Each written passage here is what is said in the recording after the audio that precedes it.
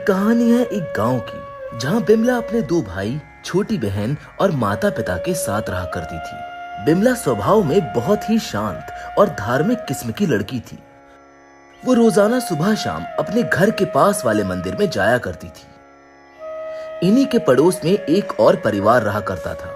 वो परिवार जाति से ब्राह्मणों का था। दोनों ही परिवार आपस में बहुत हंसी खुशी रहा करते थे।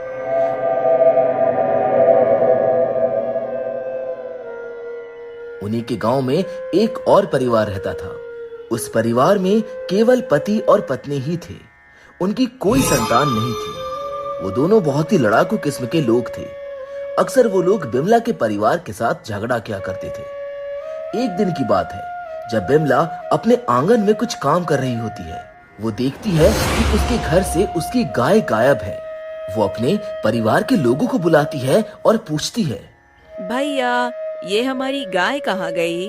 अरे ये कैसे हो सकता है? सुबह तक तो यहीं थी, अब उसे कोई ले गया। पूरे गांव में हल्ला हो जाता है। सभी लोग बिमला की गाय को ढूंढने लग जाते हैं, पर उनकी गाय का कुछ पता नहीं चलता। कुछ दिन ऐसे ही गुजर जाते हैं। बिमला अपने गांव में अपनी गाय ढूंढ रही होती है कि तभी एक आदमी उससे कहता है, बेटी बिमला, क्या हुआ? क्या अभी तक नहीं मिली वो गाय? नहीं चाचा, पता नहीं कहाँ गई।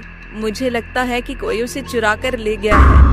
हो सकता है, पर मैं तुम्हें एक बात बताता हूँ कि जिस गाय की तुम तलाश कर रही हो, वैसी ही एक गाय मैंने उन दोनों पति पत्नी के घर में देखी है। मैं ये नहीं कहता कि वो चोर है, पर मैं ये जरूर बोलूंगा कि एक बार तुम भी वो गाय देख कर आ जाओ। चाचा की बात सुन के बिमला अपने पूरे परिवार के साथ उन दोनों के घर जाती है। वो वहां पर पहुंचती है तो उसके होश उड़ जाते हैं। वो देखती है कि ये तो उन्हीं की गाय है। बिमला उनसे कहती है, ये गाय तो हमारी है। आप हमारी गाय को क्यों चुरा कर लाए हो? बिमला की बात सुनकर वो आदमी गुस्से से आंख बबूला हो जाता है और बोलता है, क्या हम तुम्हें चोर दिख रहे हैं? ये गाय मेरी है और मैं इसे कल ही लाया हूँ। बिमला और उसका परिवार उस आदमी को बहुत समझाता है कि गाय उनकी ही है और वो उसको लौटा दे। बहुत देर झगड़ा करने के बाद भी जब वो आदमी नहीं मानता, तो बिमला हताश होकर अपने परिवार के साथ वापस अपने घर आ जाती है। समय ऐसे ही चलता रहता है। ये दोनों परिवार अक्सर किसी न किसी बात पर लड़ते ही रहते हैं। एक दिन की बात है, जब बिमला अपने परिवार के साथ अपने घर के आंगन में बैठी होती है। तभी अचानक से वो दोनों पति पत्नी बिमला के घर आते हैं। हमें हमारी किए के लिए माफ कर दीजिए। ये आपकी गाय है। हम लोग थोड़ा परेशान थे। हमारे घर में कोई बच्चा नहीं था, इसलिए मैंने आपकी गाय चुरा ली। लेकिन अब हमारे घर में भी एक नया मेहमान आने वाला है। मैं आप सभी को कल अपने घर पे खाने का न्योता देने आया हूँ। उस आदमी की बात सुनकर बिमला के घर के सारे लोग बहुत खुश हो जाते हैं। चलो, ये तो अच्छा हुआ कि इन लोगों ने खुद आकर अपनी गलती मान ली। अगले दिन बिमला अपने पूरे परिवार के साथ उस आदमी के घर पहुंचती है। सभी लोग बहुत खुश होते हैं। ऐसा लग रहा था मानो एक दूसरे को बहुत पहले से जानते हो। कुछ देर बाद सभी लोग साथ में बैठकर खाना खाते हैं, पर तभी अचानक से बिमला को कुछ घबराहट होने लगती है। अरे, यह अचानक मुझे क्या हो रहा है? बिमला अपने घर वालों को बताना चाहती थी कि उसकी तबीयत खराब हो रही है, पर फिर वो सोचती है, अरे हो सकता है कि ये मेरे दिमाग का कोई वहम हो। क्यों बेकार में सबको परेशान करना। इतना सोचकर बिमला किसी को कुछ नहीं बताती और वो सभी लोग वापस अपने घर आ जाते हैं। लेकिन उस घर से आने के कुछ दिन बाद बिमला की तबीयत बिगड़ने लगती है। पूरा शरीर दुखता है, हर वक्त बुखार बना रहता है। शुरू में सबने सोचा कि शायद कोई छोटी मोटी बीमारी होगी, लेकिन जब बुखार बहुत दिनों तक नहीं गया तो सबको चिंता होने लगी। एक शाम जब बिमला अपने भाई के साथ घर के आंगन में बैठी थी, अचानक से उसे अपने शरीर में कुछ महसूस हुआ। वो कुछ समझ पाती उससे पहले ही उसका शरीर बहुत भारी हो गया। उसकी आंखों की पुतलियां सफेद हो गई और उसके मुंह से झाग आने लगी। बिमला का भाई ये सब देखकर घबरा गया। वो दौड़कर बाहर भागा और उसने देखा कि घर के बाहर उनके पड़ोस वाले पुरोहित जी खड़े हैं। वो उन्हें सारी घटना बताता है और मदद मांगता है। बच्चे की बात सुनकर पुरोहित जी घबरा जाते हैं। वो उससे कहते हैं, बेटा पहले तुम्हारी मम्मी को आ जाने दो। थोड़ी देर में बिमला की माँ वापस आ जाती है और वो दोनों घर के अंदर पहुंचते हैं। घर में घुसते ही बिमला की माँ बहुत तेज चिल्लाती है। वो देखती है कि उसकी बेटी जमीन पर बेहोश पड़ी हुई है। वो उसको उठाते हैं।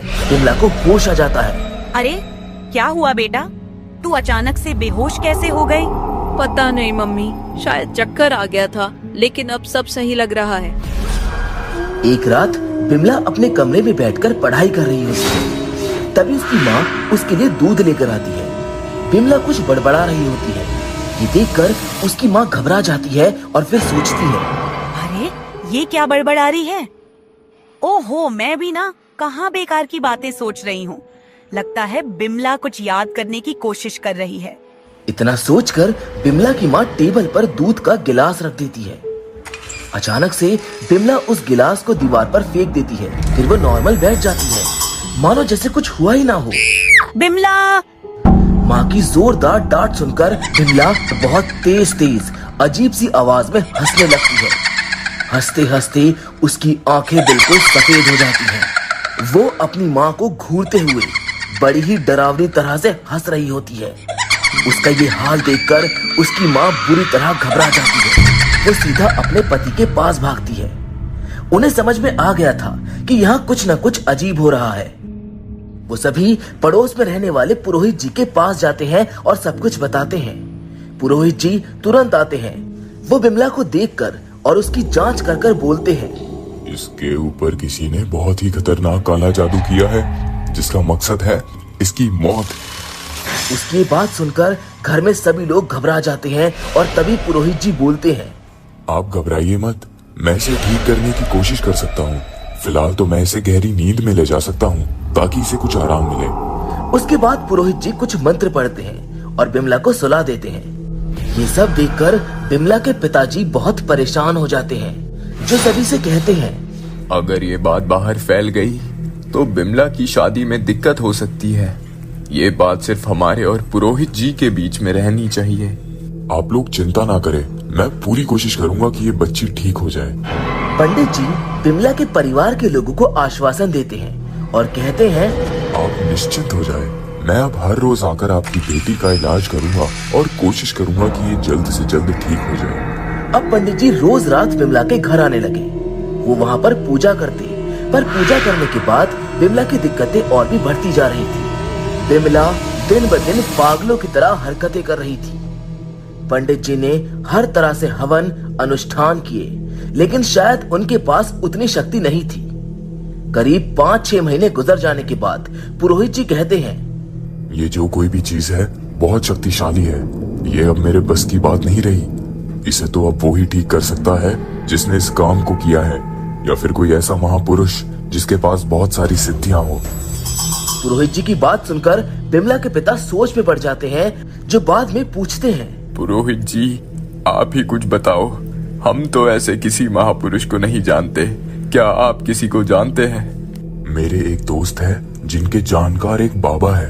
वो तुम्हें सुखियापुर उत्तर प्रदेश में मिलेंगे। तुम लोग जल्द से जल्द वहाँ जाओ। पुरोहित जी के कहने पर वो सभी लोग उन बाबा के पास पहुँचते हैं। वहाँ पहुंचकर बिमला के परिवार वाले बाबा को अपने साथ हुआ सारा किस्सा बताते हैं। उन लोगों की सारी बात सुनकर बाबा उन्हें बताते हैं कि ये सब करने वाले और कोई नहीं बल्कि वही पति पत्नी हैं जो तुम्हारे पड़ोस में रहते हैं।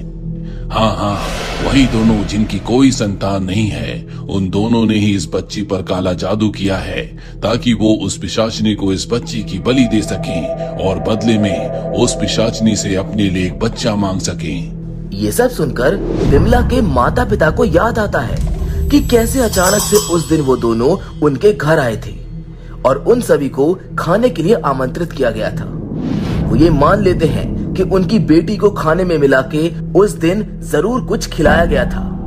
सभी लोग बहुत गुस्से में वापस अपने घर पहुंचते हैं और उन दोनों से बहुत लड़ाई झगड़ा करते हैं, पर वो लोग बिमला के परिवार को साफ साफ मना कर देते हैं। हम लोगों ने ऐसा कोई काम नहीं किया है। क्या सबूत है आपके पास कि ये सब हमने किया है? बिमला के परिवार वाले उन दोनों पर बहुत गुस्सा होते हैं। यहाँ बिमला की तबीयत दिन ब दिन खराब होती जा रही थी। बिमला के परिवार में सभी लोग उसके लिए परेशान थे। वो जगह जगह जाकर उसकी बीमारी का इलाज ढूंढ रहे थे, लेकिन बहुत कोशिश करने के बाद भी उन्हें बिमला की बीमारी का कोई इलाज नहीं मिल रहा था। एक दिन की बात है जब बिमला की माँ घर पर खाना बना रही होती है। उन्हें बाहर से किसी साधु की आवाज आती है, भिक्षाम देही, भिक्षाम देही। बिमला की माँ आवाज सुनकर जाती है और देखती है कि बाहर दरवाजे पर एक साधु जी खड़े हैं, जिनके चेहरे पर बहुत तेज है। देखने से ही लग रहा था कि मानो बाबा बहुत ही सिद्ध और ज्ञानी है। बिमला की माँ उन्हें कुछ खाना देती है। तभी बाबा कहते हैं, तुम्हारी बेटी की तबीयत बहुत खराब है, वो मरने की अवस्था में है। बाबा की बात सुनकर बिमला की माँ फूट फूट कर रोने लगती है। वो कहती है, गुरुजी, पता नहीं मेरी बेटी को क्या हो गया है, क्या आप कुछ कर सकते हैं? बहुत देर हो चुकी है, मैं तो अब कुछ नहीं कर सकता, पर एक बात जरूर कह सकता हूँ, जिसने भी ये किया है उसको उसके किए का यही चुकाना होगा। और हाँ, अभी तुम लोग असत्य की छाया में हो, पर बहुत ही जल्दी सत्य सबके सामने आ जाएगा। इतना कहकर वो साधु महाराज वहां से चले जाते हैं और बिमला की माँ सोच में पड़ जाती है। वो पूरी रात सो नहीं पाती और साधु महाराज की बातें उसके कानों में गूंजती रहती है। तभी उसकी माँ उठकर अपनी बेटी को देखने जाती है, लेकिन उसके कमरे में पहुंचते ही उसकी माँ की रूह कांप जाती है। वो देखती है कि उसके दरवाजे से खून की धार बह रही है। वो घबराकर अपनी बेटी के पास पहुंचती है, जहाँ का मंजर देखकर वो दंग रह जाती है। बिमला के सर पर एक कील गड़ी होती है और वो सारा खून वहीं से आ रहा होता है। उसकी माँ घबराते हुए उस कील को बाहर खींचती है और तभी अचानक से बिमला अपने बेड पर सीधी बैठ जाती है। बिमला की माँ अपनी बेटी को देखकर बहुत तेज चिल्लाती है, क्योंकि उसने देख लिया था कि बिमला के पूरे शरीर पर छोटी छोटी कीलें गड़ी हुई हैं। उसकी आंखें भी बिल्कुल सफेद हो चुकी है। ये सब देखकर बिमला की माँ बाहर भागती है और सीधा पास के मंदिर में बैठ जाती है। वो बहुत घबराई हुई होती है। बैठे बैठे उसे अचानक से नींद आ जाती है और वो एक सपना देखती है। माँ, माँ। हाँ बेटा। माँ, मेरी इच्छा है कि आप सभी मेरे पास बैठकर रामायण का पाठ करें। ये सुनकर अचानक से ही बिमला की माँ की नींद खुल जाती है। वो वापस अपने घर जाती है और सभी को कल रात का किस्सा बताती है। वो उन्हें अपने सपने के बारे में भी बताती है और सभी लोग फैसला करते हैं कि वो सभी इसी वक्त अपनी बेटी के पास बैठकर पाठ करेंगे। सभी लोग बिमला के पास बैठ जाते हैं और रामायण का पाठ करना शुरू करते हैं। बिमला उन्हें देखकर मुस्कुराती है। पूरे दिन रामायण का पाठ करने के बाद जब पाठ का अंतिम कांड होता है, तभी बिमला अपनी अंतिम सांसें भरती है। पाठ खत्म होने के साथ ही उसने अपना शरीर छोड़ दिया था। बिमला का मृत शरीर देखकर पूरा परिवार रोने लगता है। धीरे धीरे पूरे गांव में बात फैल जाती है। थोड़ी देर बाद पूरा गांव इकट्ठा हो जाता है। उसका अंतिम संस्कार किया जाता है। अंतिम संस्कार होने के बाद पूरा परिवार मायूस था और ऐसे ही दिन बीतने लगते हैं। एक दिन की बात है, गांव में एक सिद्ध बाबा आते हैं। सभी गांव वाले उनसे मिलने जा रहे होते हैं। बिमला के माता पिता भी बाबा से मिलने जाते हैं। वहां पहुंचकर वो बाबा को बताते हैं कि कुछ महीनों पहले मेरी बेटी बिमला की मृत्यु हुई। किसी ने उसके ऊपर काला जादू किया, कोई पिचाशनी छोड़ी और धीरे धीरे वो पिचाशनी मेरी बेटी को खा गई। हमें ऐसा लगता है कि हमारे घर के सामने एक परिवार रहता है जिनकी कोई संतान नहीं है और उन्होंने उस पिचाशनी से मेरी बेटी की जान का सौदा किया है, क्योंकि जब से मेरी बेटी ने उनके घर का खाना खाया था तब से ही मेरी बेटी के साथ ये सब शुरू हुआ। उनकी बातें सुनकर साधु बाबा थोड़ी देर ध्यान करते हैं, फिर उनसे कहते हैं, तुम जैसा सोच रहे हो ऐसा कुछ भी नहीं है। तुम्हारी बेटी की मृत्यु उस परिवार की वजह से नहीं हुई।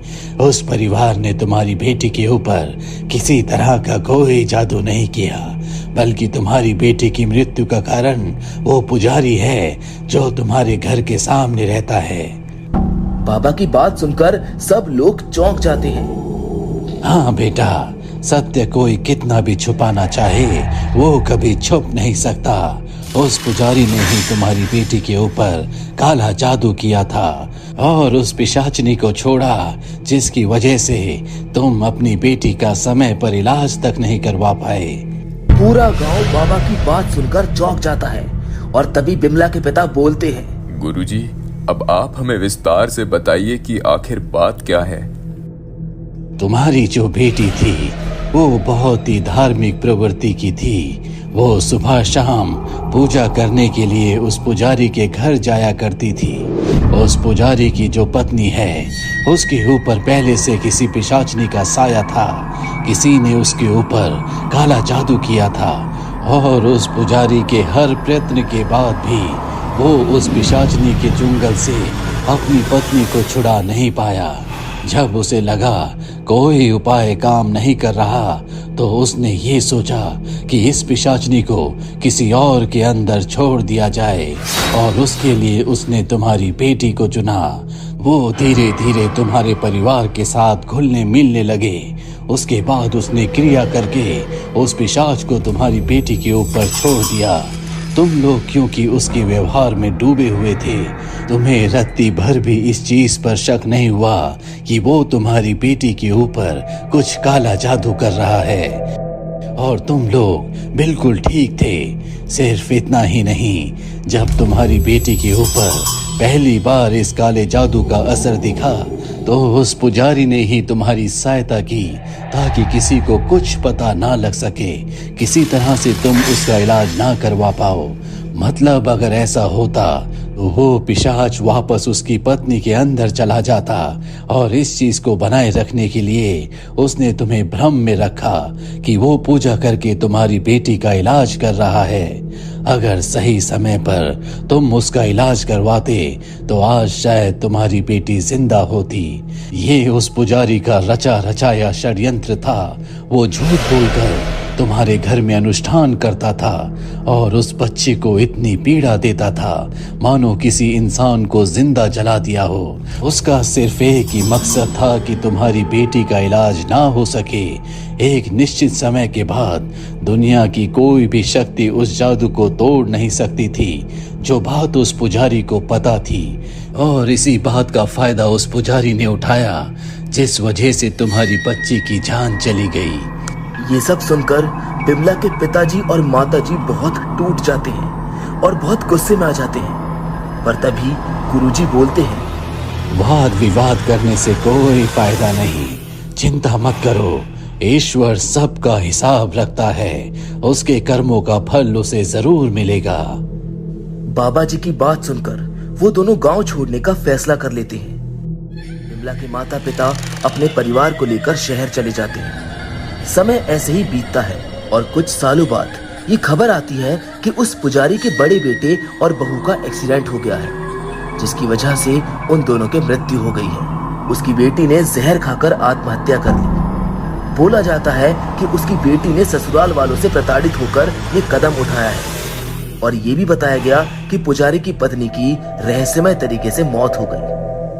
उस दुष्ट पुजारी ने अपनी आंखों के सामने अपना पूरा वंश खत्म होते हुए देखा और अंत में उसकी भी मृत्यु एक रोग के कारण हो गई। पुजारी को अपने किए की सजा इसी जन्म में चुकानी पड़ी।